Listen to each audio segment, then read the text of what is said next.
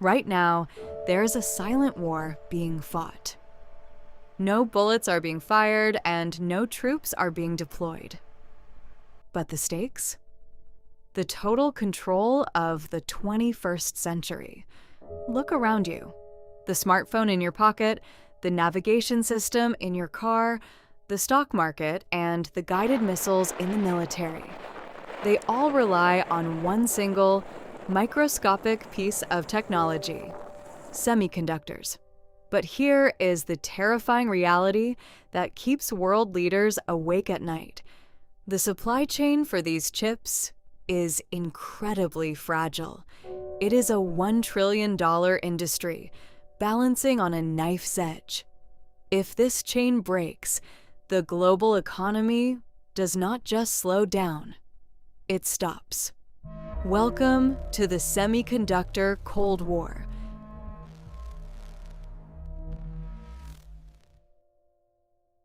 To understand this geopolitical chessboard, we have to look at an island roughly the size of Maryland, Taiwan.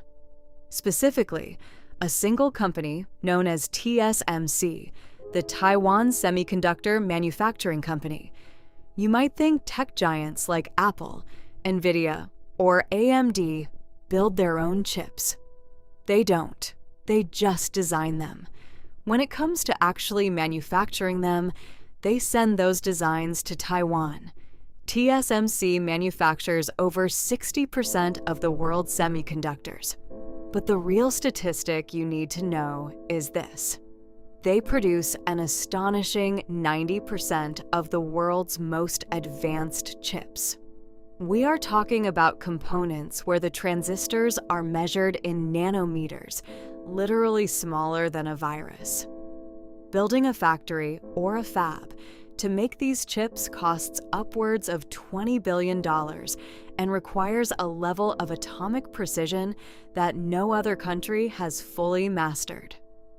The United States designs the future, but Taiwan holds the keys to building it.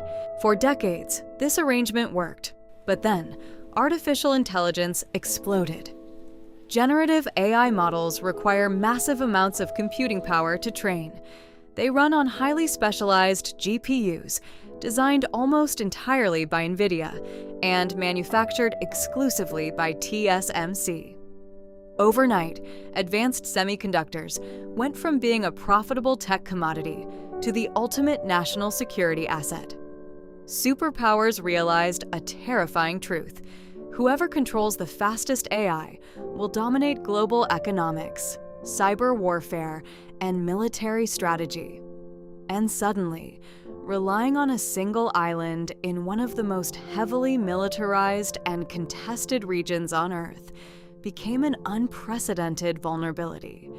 If a blockade or a natural disaster were to cut off Taiwan from the rest of the world, global GDP would instantly lose trillions of dollars.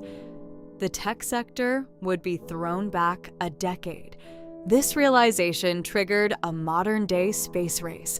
But instead of reaching for the moon, nations are racing to master the atomic level.